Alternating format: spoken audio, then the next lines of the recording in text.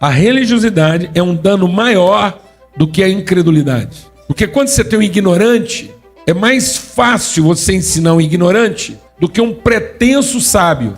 Então, saber sem discernir é pior do que não conhecer.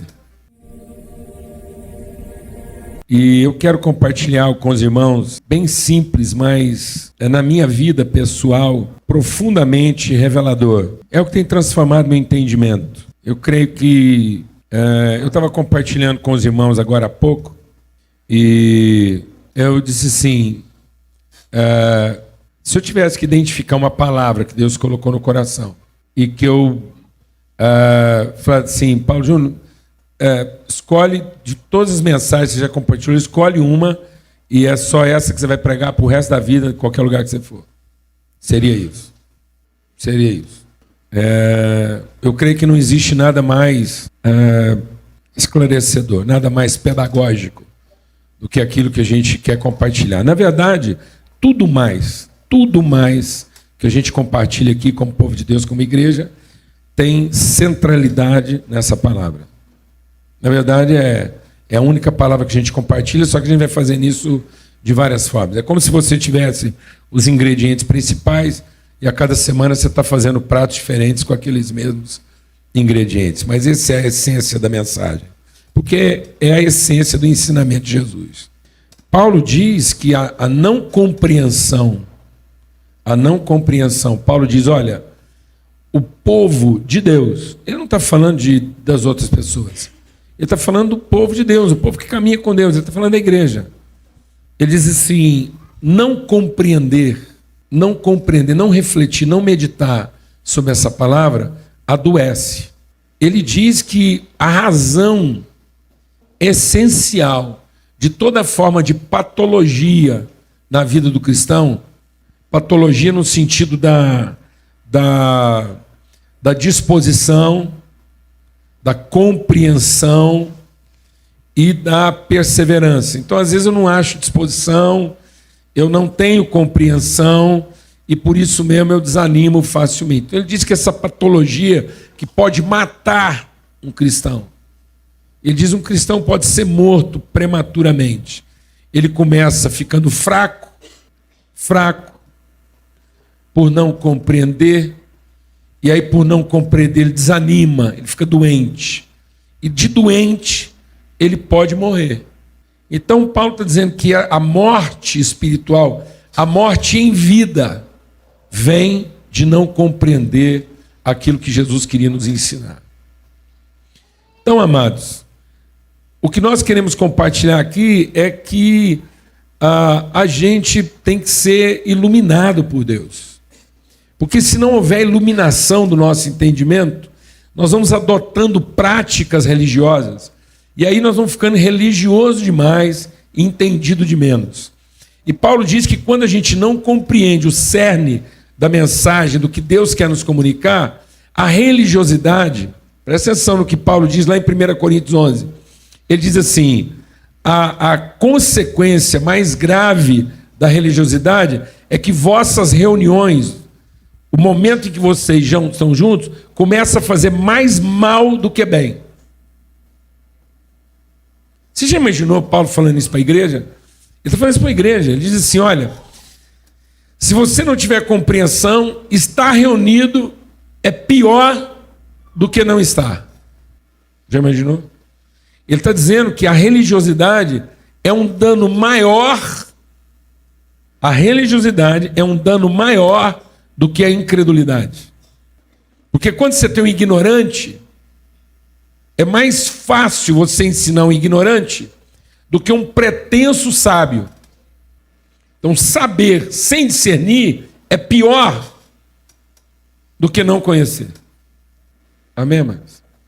Então, esse quadro aqui tem... O pessoal escolheu esse quadro e eu gostei, eu tenho sido muito abençoado com essa fotografia.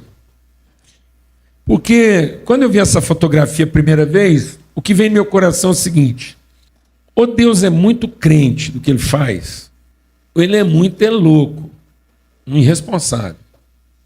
Ou Deus é um irresponsável, ou ele tem profunda convicção daquilo que ele crê e faz. Porque quando ele mandou o filho dele no mundo, o mundo estava vivendo o apogeu do poder. Nunca a humanidade vivenciou, experimentou tanto poder reunido como no período do Império Romano.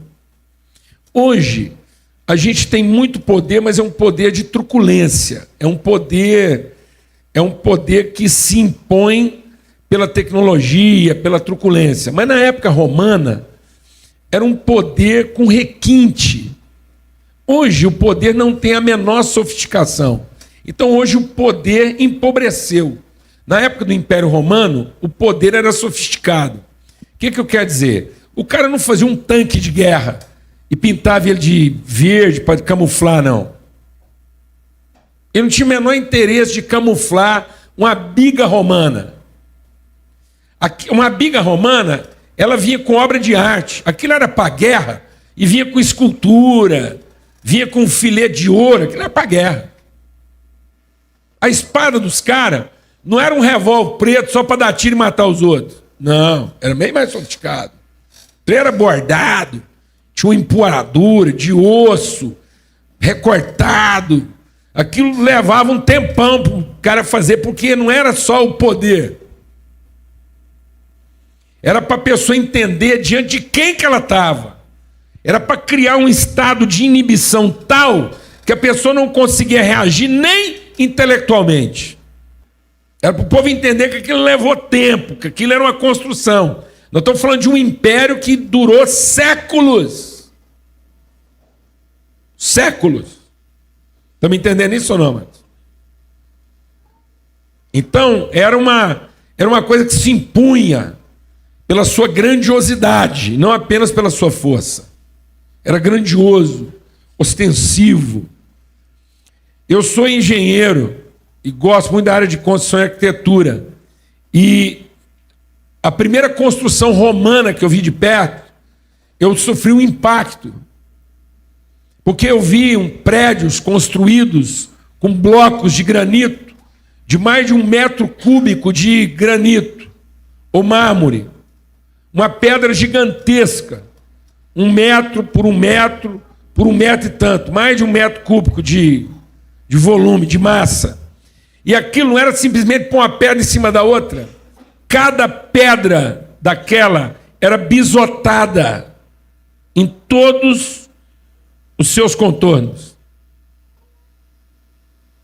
Sabe o que é um bisotado? É um entalhe fino. Então ele pegava uma pedra daquela e milimetricamente aquilo era entalhado, todas as pedras com o mesmo entalhe, com o mesmo acabamento. Para que aquilo, rapaz? Se não fosse para dizer o quê? Quem é que manda aqui? Isso é só força. Você sabe o que é um bisotado? Isso é uma coisa. Não era só lavrar a pedra. Depois o cara pegava uma maquita e sexta-feira qualquer, sabe apertar um botão, pega uma maquita, aí ele põe um gabarito, ele vem com a maquita e sai de lá, que é o puro pó, e terminou o serviço. Não, mano. Aquela pedra era bisotada por um artesão que tinha um formão e ele batia uma marreta, aquilo é o dia inteirinho. Pedra por pedra.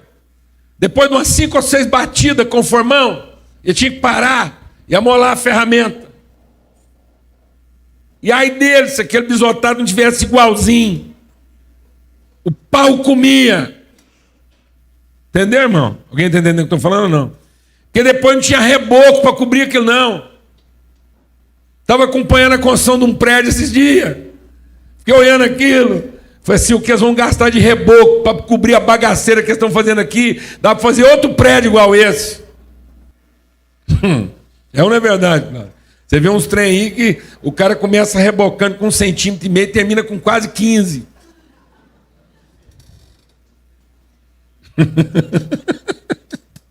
Eu tenho dó das mulheres, que é desavisada, que vai pregar um prego num trem daquele lá depois para pôr um quadrinho na casa dela. Que vai arrancar um tampo de reboco, o marido vai ficar nervoso, vai quase acabar o casamento. só porque um desavisado fez a parede fora de prumo. Tem uns casamentos que quase acaba, porque um adolescente resolveu pregar um quadro do Corinthians num reboco daquele. Agora vê se justifica perder uma parede. É assim, mas não. Nos dias de Jesus, poder para tudo quanto é lado, arte, domínio, intelectualidade, pensamento, filosofia. Aí vinha um cara para andar a pé com os discípulos dele, arrumar 12 homens, que sim, aquilo não deu para mais nada, sobrou pescar. Aí ele junta aquilo e fala assim: vocês vão ser meus discípulos, nós vamos mudar o mundo, gente. Não, brincadeira. Eu não sei como é que um discípulo, acho que é porque não era moda naquele tempo, um discípulo já para ele e falou assim: rapaz, essa maconha que tá fumando é estragada demais. Tem um trem melhor para você aqui, pelo amor de Deus. Não, pega aquele povo lá e sai andando a pé de um lado para o outro, pá, fazendo, falando, reino de Deus, está chegando. Mas Deus, que pode ser doido, mas não é bobo nem nada, falou: para chamar a atenção desse povo aqui, nós temos que operar umas maravilhas aqui, porque esse povo só entende maravilha. Porque eles estão maravilhados, eles estão cegos, eles estão alucinados, eles só entendem uma linguagem de quê? De poder. Aí ele, simplão daquele jeito, uns panos jogados em cima, andando a pé, chegava assim, um paralítico. Isso, Roma não dava conta de fazer ainda não. O Roma podia fazer uma cadeira de rodas sofisticadíssima, mas fazer um paralítico andar, ele não dava conta não. Ele, pá, paralítico andava. Um leproso, pá, o leproso ficava limpo. Aí o povo falou: rapaz, parece que o cara aí, ele não é só um andarilho com as ideias loucas não, o cara tem a sustância. Quem sabe ele não liberta nós de Roma? Aí foi juntando gente. Aí ele fez uma coisa também que Roma não conseguia não. Um dia lá, mais ou menos umas 3 horas da tarde, o povo morrendo de fome, mais de 5.000 pessoas, ele pegou lá 5 pão, 2 peixes, chorou em cima daquilo, pá, de repente sobrou comida. Opa! Ferviu uma tempestade no meio da madrugada, mar agitado, canoa enchendo d'água, que a confusão, o povo vai morrer. Calma, gente. Vocês estão perturbados à toa? Sossega, vento, aquieta-te, mar. Rapaz, Deus desceu na terra. Todo mundo achava, falou: agora ninguém vai dar conta. Esse veio para enfrentar o poder. E aí ele foi, na medida que ele foi chamando a atenção de todo mundo, e agora que esse povo, acostumado com poder, conseguia prestar atenção no que ele tinha para falar, porque se ele não fizesse aquela manifestação toda, ninguém prestava atenção no que ele tinha para falar, não. Aí, quando ele conseguiu chamar a nossa atenção, ele foi nos levando para o grande finale. Ele foi levando a gente para dizer: agora vocês vão ver o que é libertação. Vou libertar vocês. Vocês nunca mais vão ser escravos de ninguém. Eu sou o libertador, eu sou o Messias. O que o povo está pensando? Ó, aquele convocar os anjos aí, ó. Nós vimos Deus falar dele: esse é meu filho amado. Vimos o anjo tocar corneta, rapaz. Não é um grupinho lá de Berlândia, não. É anjo mesmo, desceu lá e tocou as cornetas lá, que parou tudo. Moisés surgiu do nada. O povo estava até ontem procurando Moisés, ele apareceu para falar: é o cara. Agora não tem para ninguém, não. Então o povo está nessa expectativa. Jesus foi, levou eles para dentro de uma sala 5x6, 6x6, um cômodo, numa rua qualquer de Jerusalém, 40 metros quadrados, pegou um pedaço de pão, um cálice de vinho, falou: é aqui. Eu estava esperando essa hora. É aqui que vocês vão saber quem eu sou. A vida de vocês nunca mais será a mesma depois desse jantar. Então aqui em Lucas capítulo 22 diz assim: quando chegou a hora, Jesus sentou-se à mesa com seus discípulos e disse: como eu tenho desejado ardentemente esse jantar com vocês. Como eu esperei essa hora para jantar com vocês. Antes que eu comece a sofrer. Pois eu digo que eu nunca mais comerei esse jantar com vocês, até que a gente coma o verdadeiro jantar na casa do meu Pai. Será que é isso? Será que tudo está reduzido a um jantar? O povo fica doido para ir para o céu. Eu vou falar uma coisa para você, irmão, na boa. Se não fosse o Espírito Santo, se não fosse o fato de que quando a gente chegar lá na glória de Deus, vai estar todo mundo transformado, liberto, cabeça transformada, outras coisas na cabeça, muita gente ia desapontar. Porque o povo acha que ia chegar lá um negócio assim, pá!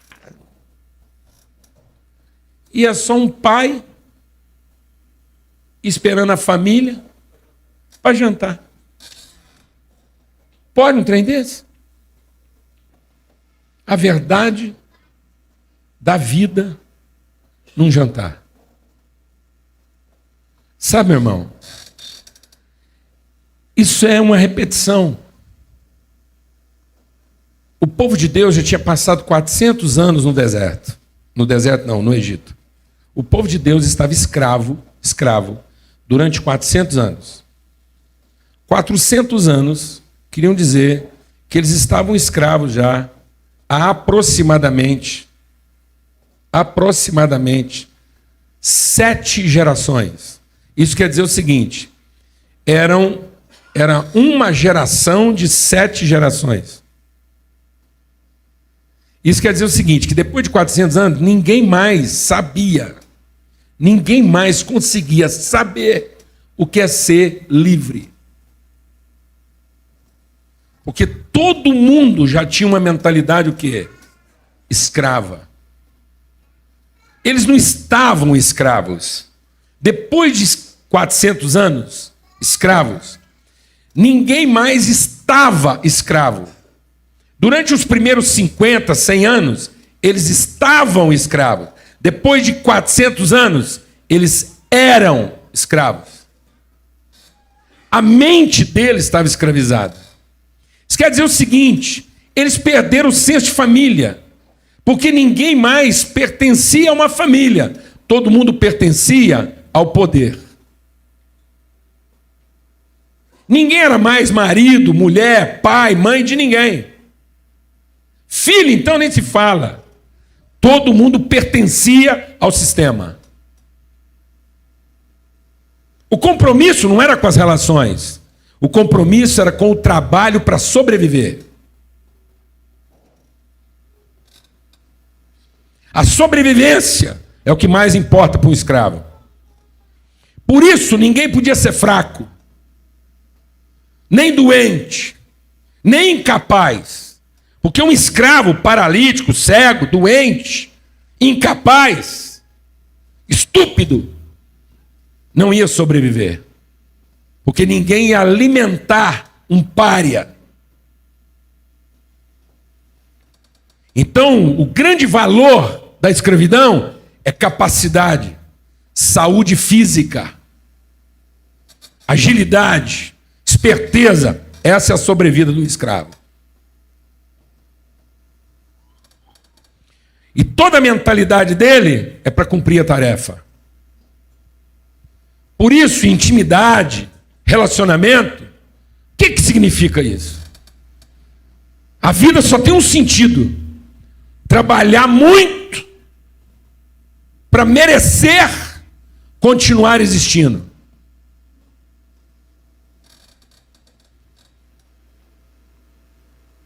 Ninguém é de ninguém.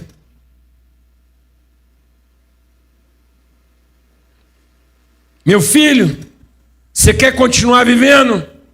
Não adoeça, não enfraqueça, não durma e, se possível, não pare nem para comer.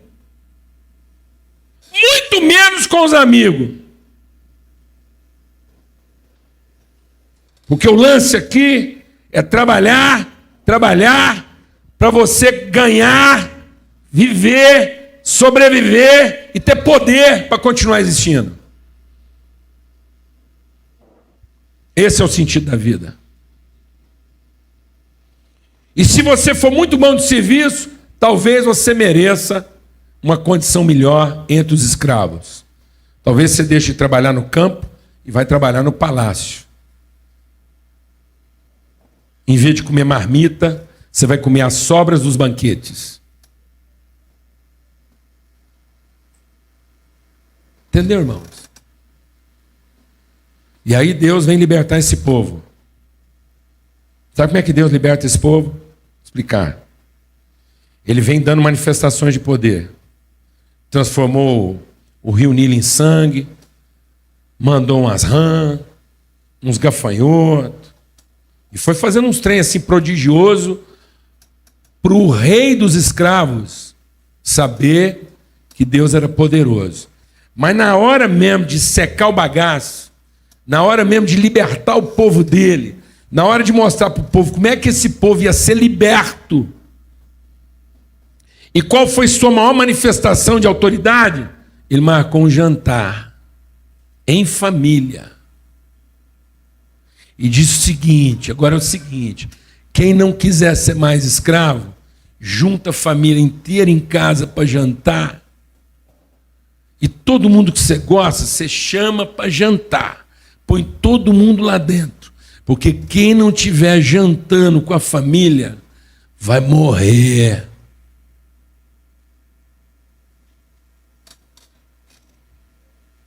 Entendeu, irmão? Ele não marcou um culto, não. Deus, para libertar o povo dele, não marcou um culto da libertação, não. Entendeu, irmão? Ou não? Ele não marcou um culto da libertação, não.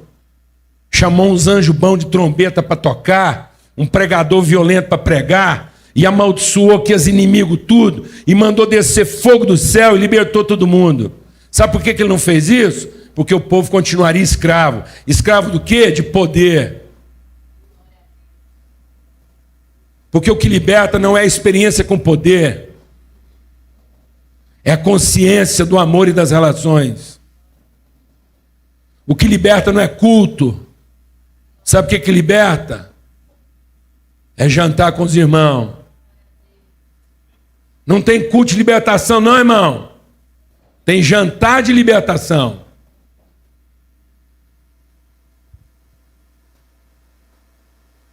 Quando Deus quer libertar um povo, sabe o que faz? Ele não marca culto, sabe o que faz? Ele marca jantares em família. Mas nós vamos ficar religiosos em tudo.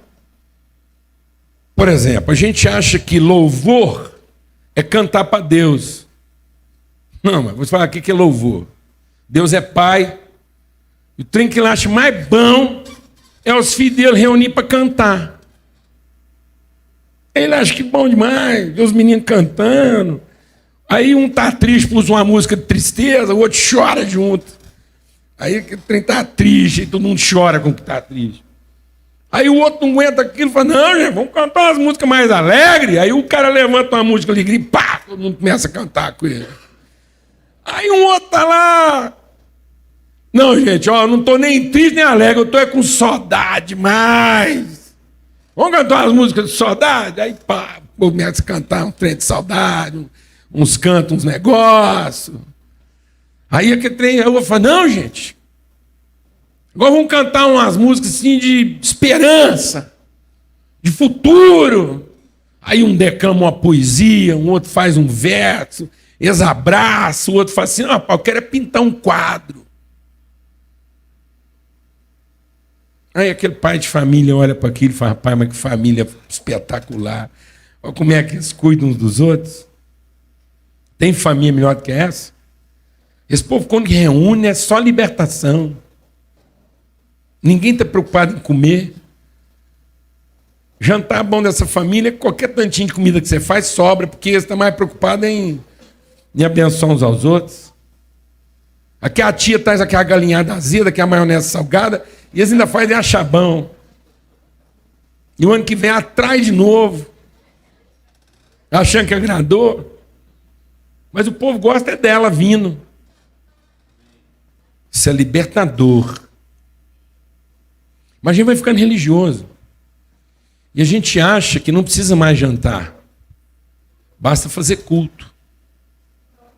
O Império Romano descobriu isso. Eles descobriram que o povo associa culto com poder. Então, quando o Império Romano estava em declínio, ele fez uma parceria com a igreja nos cultos e falou assim, dá para nós fazer uma parceria nos cultos? A gente organiza melhor os cultos.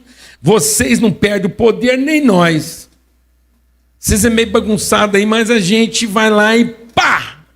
Organiza o culto, acabou. Ninguém nunca mais vai perder o poder. A igreja nunca mais foi a mesma, porque agora não sabia mais fazer jantar. Sabia fazer santa ceia. Mas jantar não. Porque a santa ceia era um negócio religioso que o povo rezava lá antes de saber quem tinha direito de comer o pão ou não.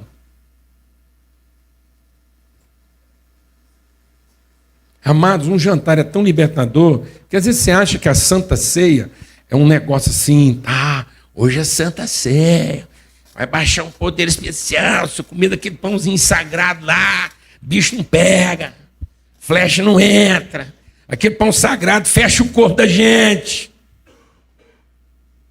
Não, mano, sabe o que é Santa Ceia? Um jantar simples, com o espírito correto. Porque quando os discípulos no caminho de Emaús, desapontados com Deus, a gente tem compartilhado aqui, quando a gente projeta para Deus nossas expectativas, ele se torna a pior das nossas decepções. Porque um dia tinha dois discípulos andando, e eles estavam com raiva, sabe de quem?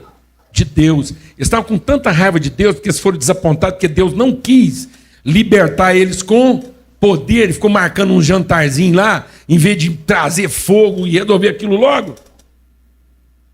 Que está desapontado. Fala, como? O libertador vem e o povo passa a mão nele lá e mata. E a gente pensava que ele ia libertar a gente, foi lá comer pão com os discípulos. Essa é a hora de ficar marcando jantar. Trem mais sacudido. E os caras estão lá nervosos. Jesus vem, eles nem conseguem ver que era Jesus. E aí Jesus falou, gente, vocês é lerdo demais para aprender. Passei 3 anos ensinando vocês, explicando. Moisés explicou, todo mundo vem explicando, parece que vocês não entendem. Aí Jesus explicou de novo. Explicou bem, viu, mano? Não explicou igual a gente explica aqui, não. É Jesus explicando, você entendeu? Mas nem com Jesus explicando eles entenderam, não. Aí, hora que foi assim, passando, ficou tarde. Por que a gente não posa aqui? Vamos posar. Jesus estava indo embora. Falou, não, Jesus, posa com a gente. Tá bom essa conversa. Aí Jesus falou, tá bom, vou ficar para o jantar. Não era Santa Ceia, não, irmão. Não era dia de Santa Ceia, não, mano. Não era domingo, não era horário de culto. Sabe o que era? Um jantar numa pensão.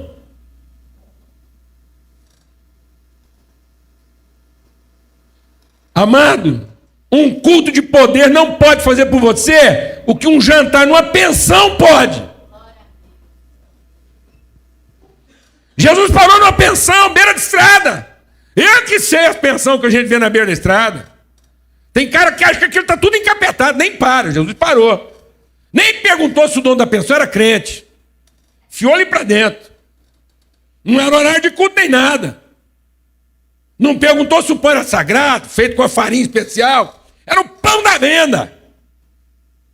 sentou, deu graças, partiu. Quando ele partiu, rapaz do céu, os olhos dos homens iluminaram. Ele falou, não é que é Jesus?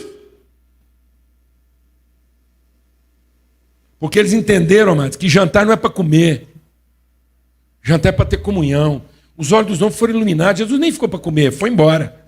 Foi embora e eles falaram, rapaz, não é que a pregação era boa e o culto tinha unção, mas nem assim nossos olhos foram iluminados. Que eles falaram, a pregação era boa e nosso coração pegava fogo. Traduz isso na linguagem de hoje.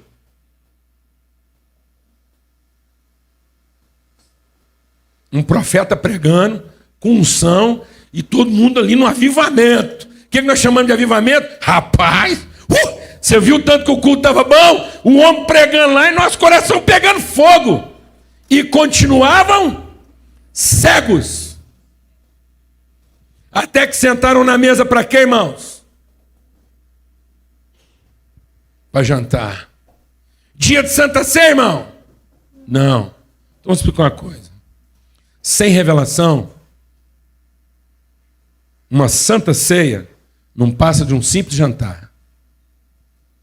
Com revelação, um jantar simples se torna uma ceia santa.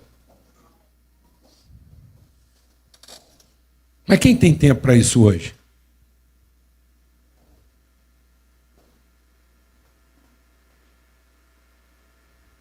Se for de negócio, a gente tem tempo para jantar.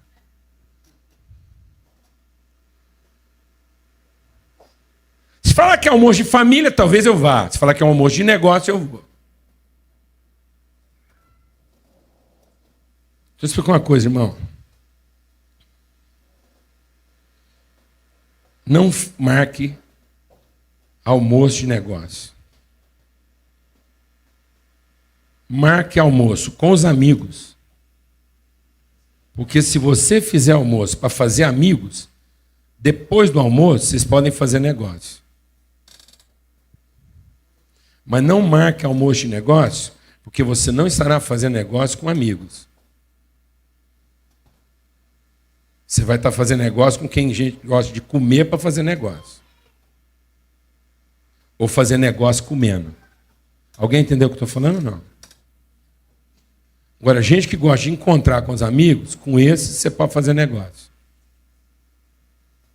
Então nunca mais você marque almoço de negócio. Marque almoço para fazer amigos. Depois, você pode fazer negócio. Porque sem revelação, uma santa ceia é um simples jantar. Com revelação, um jantar simples. É uma ceia santa. A gente fica admirado aqui de ver os meninos saindo de madrugada para vir aqui, cantar 4 músicas. Faz, mas não é demais não.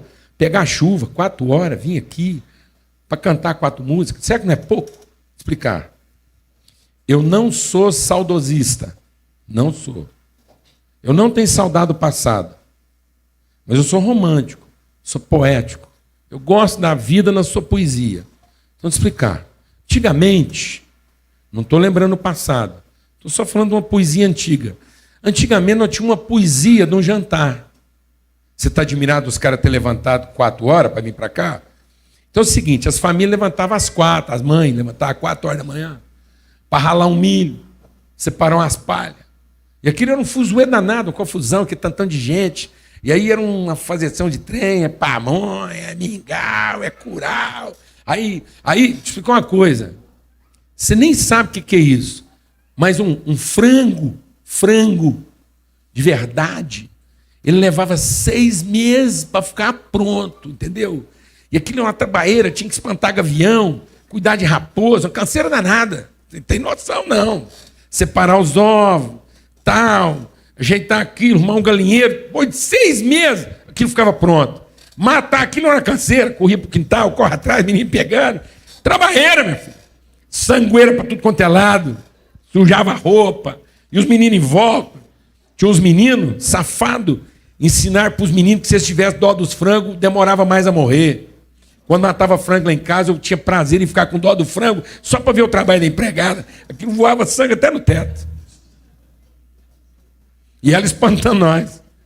Depois, uma tachona de água fervendo, tinha que enfiar aquilo dentro. O povo com as mãos tudo dos dedos queimados, arrancando pena quente de frango, entendeu, companheiro? Depois ainda passava aquilo num sal, no fogo, para dar uma sapecada.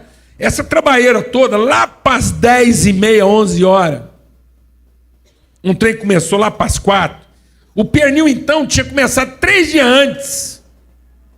3 dias antes! Você não tem noção, não, pô. Aí juntava aquele tanto de gente, povo beijando, abraçando, que a confusão toda. Aquilo demorava assim 45 minutos, 1 hora, sumia tudo. E no meio dessa confusão, ainda tinha uns pais e umas mães ali, ó. Não esquece de fazer uma couve, porque o Zequinha tá meio anêmico. Esses meninos tá tudo anêmico. E enfia semente de mamão neles, que eles tá tudo com lombriga.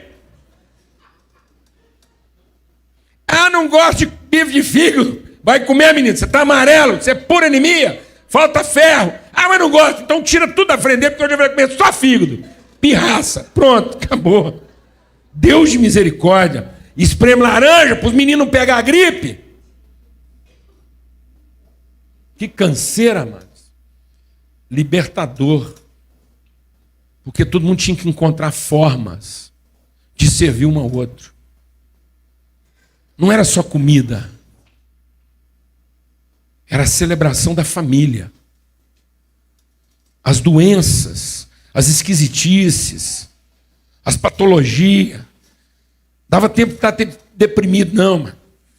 Mulher queria ficar deprimida, não dava tempo. Era frango demais para cortar. Se ela quisesse ficar deprimida, ela tinha que resolver isso enquanto picava o frango. E ponto. Entendeu, irmão? Família. Hoje não. Menino está anêmico, compra um complexo vitamínico para ele. Hoje não é jantar. É comida. E não precisa nem ser comida. Pode ser comprimido mesmo. Toma uns comprimidos aí. Aí, não sei o quê. Pai, tá aqui, ó. Comprei um complexo vitamínico que é uma beleza. Tome isso aí 3 vezes ao dia. Não precisa nem estar junto. Alguém está entendendo o que eu estou falando aqui ou não?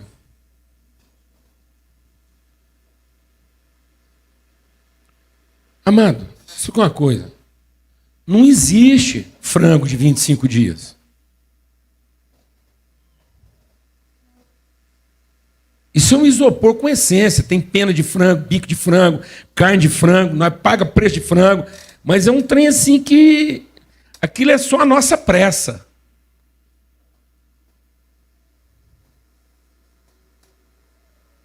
De pegar pronto. Não sou contra, irmãos. Mas se nós não começarmos a marcar jantares com o coração grato pelo privilégio de repartir nossa vida uns com os outros, nós não estamos escravos, não, irmãos. Nós somos escravos. E não vai ser um culto que vai libertar você, não, irmão. Só um jantar pode libertar você. Em que você tira tempo para você ser a oferta. É o que você tem para oferecer pelo outro. É o que o outro vai comer de você. Do tempo que você levou. Do que você ficou pensando em como agradar aquela pessoa.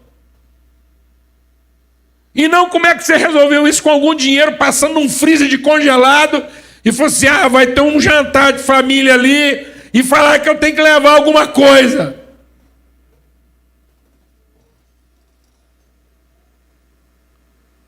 Leva um desenho. Leva uma pintura. Leva uma poesia que você leu. Mas não leve nada que te custou só dinheiro. Achando que depois nós vamos ser libertos num culto. Culto não liberta ninguém não, meu irmão. Se culto fosse libertador, antes de Jesus ir embora, ele tinha marcado um culto na praça central, convocado todo mundo, operado 10 milagres. E sabe o que o povo ia achar? A hora que o povo visse aqui, fala assim: rapaz, César bom é ele. Vão matar o César que está lá, porque eles vinham matando César para pôr um bom no lugar. Se eles vissem Jesus lá assim, fazendo e acontecendo, o que você acha que ia sobrar para César? Mas não. Ele preferiu jantar com os amigos. E entendeu que isso podia libertar a humanidade. Porque se as pessoas prestassem atenção naquilo, os olhos delas seriam iluminados. Sabe, amados, a gente acha que o maior milagre é um cego enxergar. O maior milagre é um paralítico andar. Não é. Vou explicar. O maior milagre é um cego ver. Eu aconselho um punhado de gente toda semana. Sabe qual é o problema de boa parte dos homens que eu aconselho? É porque eles enxergam demais. Enxergam uma cintura, uns peitos, que eles não podiam estar enxergando. Eles enxergam demais. Tem hora que eu quase oro para eles ficar cego, para ver se vocês começam a ver.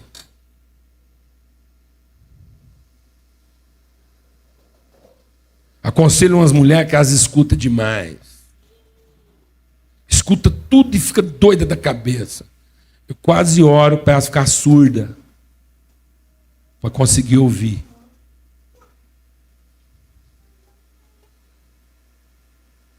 Conheço algumas pessoas que correm demais, mas não sabem caminhar. Não encontraram ainda o caminho da vida delas. E porque não encontraram o caminho da vida delas, fica tudo correndo de um lado para o outro. Quase que eu oro para eles ficar paralíticos, para ver se eles aprendem a caminhar em lugar de correr. Jantar com os amigos vai curar a gente. Porque quando você janta com os amigos, você aprende a ver, a ouvir, a caminhar. Glória a Deus, amados. E nenhum culto de libertação vai fazer isso por você. Talvez num culto de libertação, o paralítico ande. Mas é no jantar que ele aprende a caminhar. Talvez num culto de libertação, o cego enxergue. Mas é no jantar que ele vai aprender a ver. Aqui está a verdadeira libertação. Você crê nisso? Então vou te dar um conselho. Comece a marcar jantares de libertação em casa. Nós estamos precisando de culto de menos e mesa de mais. Mais mesa e menos culto. Menos juízo e mais justiça. Menos serviço e mais trabalho. Glória a Deus, irmãos. Aleluia. Faz o seguinte, marca um almoço de libertação hoje.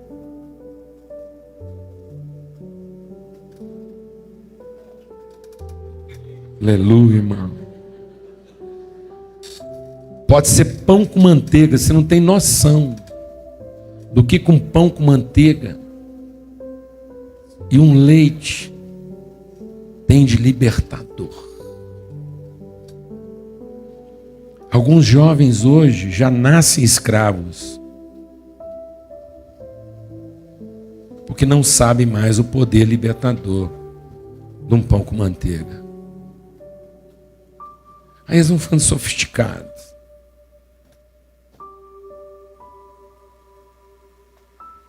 Achando que se eles tiverem muito, eles deixarão de estar escravos.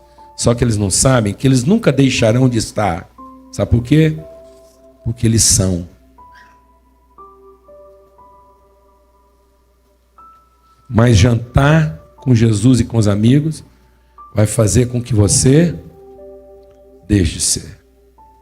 Glória a Deus.